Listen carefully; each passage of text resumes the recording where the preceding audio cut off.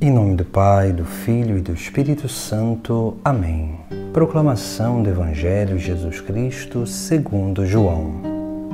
Naquele tempo, muitos dos judeus que tinham ido à casa de Maria e viram o que Jesus fizera, creram nele. Alguns, porém, foram ter com os fariseus e contaram o que Jesus tinha feito. Então os sumos sacerdotes e os fariseus reuniram o conselho e disseram: o que faremos?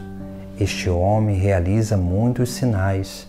Se deixamos que ele continue assim, todos vão acreditar nele e virão aos romanos e destruirão o nosso lugar santo e a nossa nação. Um deles, chamado Caifás, sumo sacerdote em função naquele ano, disse: vós não entendeis nada, não percebeis que é melhor um só morrer pelo povo do que perecer a nação inteira? Caifás não falou isso por si mesmo. Sendo sumo sacerdote em função naquele ano, profetizou que Jesus iria morrer pela nação, e não só pela nação, mas também para reunir os filhos de Deus dispersos. A partir desse dia, as autoridades judaicas tomaram a decisão de matar Jesus. Por isso, Jesus não andava mais em público no meio dos judeus. Retirou-se para uma região perto do deserto, para a cidade chamada Efraim. Ali permaneceu com seus discípulos. A Páscoa dos judeus estava próxima. Muita gente do campo tinha subido a Jerusalém para se purificar antes da Páscoa. Procuravam Jesus e, ao reunirem-se no templo, comentavam entre si: o que vos parece? Será que ele não vem para a festa? Palavra da salvação. No texto sagrado de hoje, nós contemplamos Caifás, que era o sumo sacerdote em exercício naquele ano, fazendo uma profecia sobre a vida de Jesus, dizendo que é melhor que um morra do que a nação inteira. Por isso que esse homem profetizando, mesmo não tendo uma boa intenção, aquele homem que era escolhido para prestar o culto sagrado, ele profetiza e diz a verdade, mesmo sem entender que verdade é esta. Por isso que a morte de Cristo na cruz, ela tem 3 efeitos essenciais na vida da humanidade. O primeiro efeito nós vemos como que realizado naquilo que é a própria fala de Caifás, porque ele diz que é melhor que um morra para que a nação inteira sobreviva.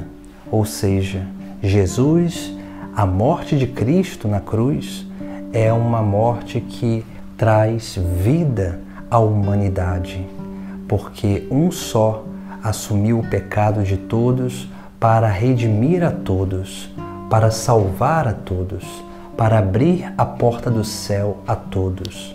Mas cada um de nós precisamos desejar essa graça divina que Cristo nos concede, porque a obra de Deus é uma obra de liberdade. Deus realiza a obra, mas Ele oferece esta obra para que nós possamos corresponder e aderir ao chamado de Deus na nossa vida. Essa é o primeiro efeito da morte de Cristo na cruz, a libertação, a salvação de toda a humanidade. Depois, nós vemos que a morte de Cristo, ela também realiza um outro efeito. Ela reúne os filhos de Deus.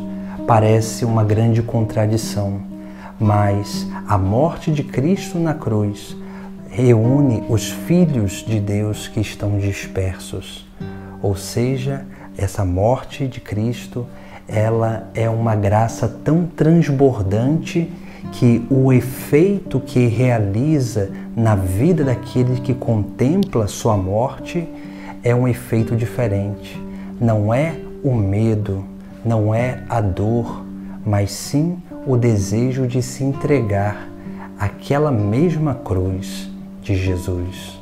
Por isso que ele, sendo Deus, a obra que ele realiza na cruz é uma obra que atrai todos os olhos a ele.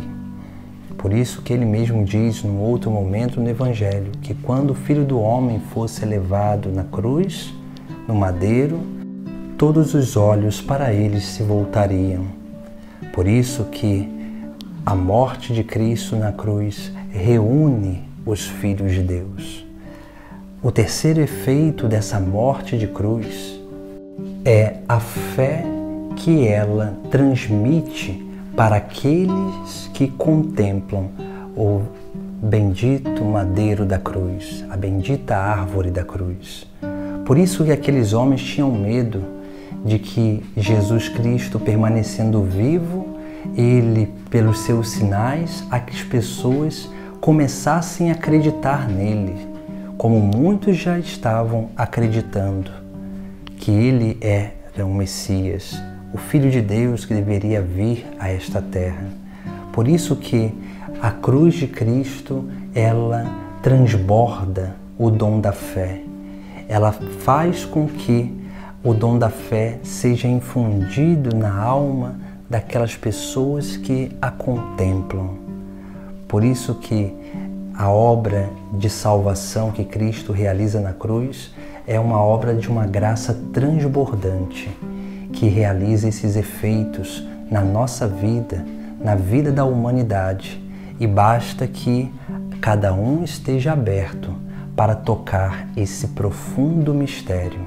Por isso que nós seguimos a Cristo, porque essa morte de Cristo na cruz fez com que nós nos sentíssemos atraídos por Ele.